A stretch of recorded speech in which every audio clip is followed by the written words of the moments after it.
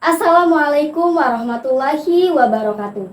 Perkenalkan, saya Novelin Permanda dengan NIM 2110501008 dari kelas 2151A KPI 2021. Jadi di sini saya akan menjelaskan tentang strategi perencanaan perusahaan di PT Beras Nusantara untuk memenuhi UAS Perencanaan Komunikasi dengan dosen pengampu Ibu Dr. Vivi Asmawati, MSI. Baiklah, langsung saja dalam membuat strategi perencanaan di sebuah perusahaan, yakni di perusahaan PT Beras Nusantara, maka kita harus menganalisis terlebih dahulu. Yang kita analisis yaitu kebutuhan pokok masyarakat dan ekspor dari luar. Setelah analisis, maka kita menentukan yang namanya kebijakan. Kebijakan yang dilakukan yaitu dengan membuat produk terbaik dan memberikan reward terhadap pekerja yang baik dalam mempromosikan produk di PT Beras Nusantara. Nah, dari perusahaan ini juga memiliki visi, yaitu menjadi perusahaan nomor 1 dalam pembelian. Kemudian, dari visi tersebut perusahaan juga memiliki misi, yaitu mempromosikan produk dengan baik dan dengan aktif di sosial media maupun di lingkungan sekitar. Dan misi yang kedua yaitu mengutamakan kepuasan pelanggan. Karena dengan puasnya pelanggan membeli produk yang kita hasilkan, maka pelanggan akan terus-menerus untuk percaya kepada produk yang telah kita buat. Nah, kembali ke analisis. Ada dua analisis, yaitu kebutuhan pokok masyarakat dan ekspor dari luar. Maka kita kembali ke formulasi sasaran. Nah, formulasi sasarannya yaitu kita harus mengambil kain atau goals dari profit motif ini. Nah, lalu dari formulasi sasaran kita kembali ke identifikasi sasaran. Nah, identifikasi sasaran ini memiliki peluang dan ancaman atau peluang dan hambatan. Nah, peluangnya yaitu daya beli yang meningkat, kemajuan teknologi yang dilakukan sehingga dapat membuat orang membeli, lalu potensi pasar yang menentukan dari perusahaan PT Beras Nusantara ini. Lalu peluangnya lagi yaitu kita kembali ke sini.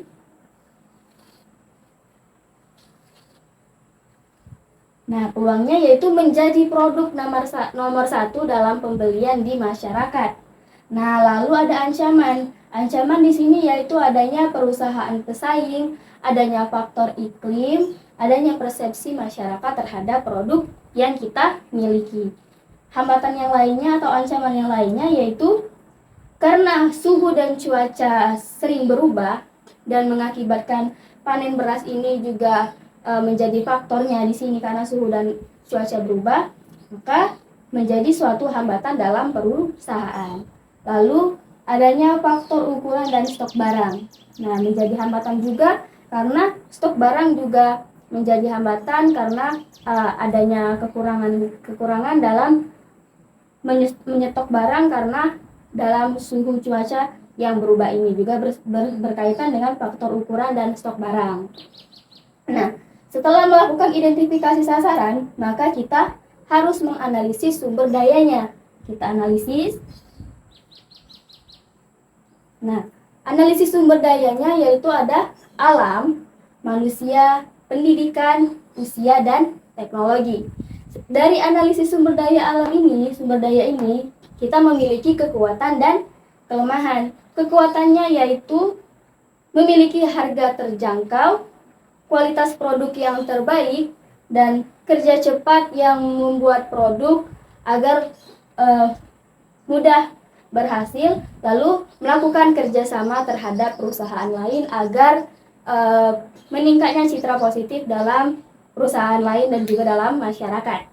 Lalu dari analisis sumber daya ini kita memiliki adanya kelemahan juga, yaitu kelemahan dalam ukuran produk dan kelemahan dalam modal usaha, serta kelemahan dalam pengetahuan yang dimiliki apabila tidak update di dalam informasi-informasi yang ada.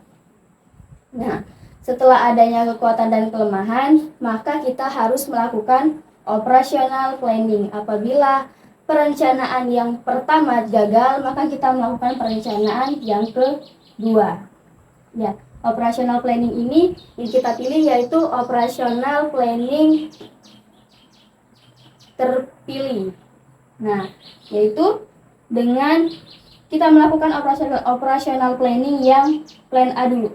Plan A yang dilakukan yaitu mengekspor ke luar negeri produk beras Nusantara ini agar menghasilkan penghasilan yang baik. Kemudian setelah itu kita melakukan teknologi pemasaran di sosial media. Dengan melakukan pemasaran di sosial media, maka akan meningkatkan orang untuk membeli produk yang telah kita miliki, yaitu PT Beras Nusantara ini.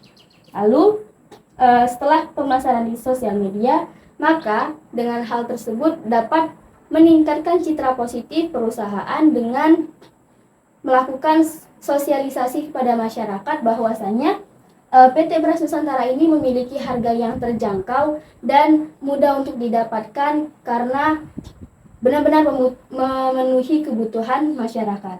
Apabila plan A ini atau plan yang pertama tidak terlaksana, maka adanya plan B, yaitu dengan melakukan pemasaran bersama sembako, yaitu pemasarannya apabila ada orang yang membeli sembako, maka adanya beras Nusantara ini agar banyak orang yang mau membeli juga.